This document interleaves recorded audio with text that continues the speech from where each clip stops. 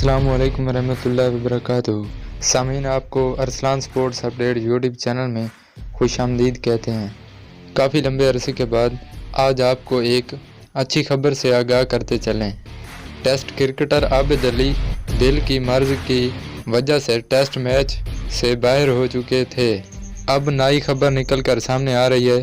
عابد علی مکمل فٹ ہو چکے ہیں اور انہوں نے ڈاکٹر کی ہدایت کے مطابق باقاعدہ بیٹنگ پریکٹس شروع کر دی ہے۔ آسٹریلیا کے خلاف ہوم سیریز کھیلنے کے لیے محروم رہے تھے۔ اوپنرز عابد علی نے اب سری لنکا کے دورے پر نظریں لگا لی ہیں۔ پاکستانی ٹیم نے جولائی اگست میں سری لنکا میں 2 ٹیسٹ اور 3 ایک روزہ میچز کھیلیں گے۔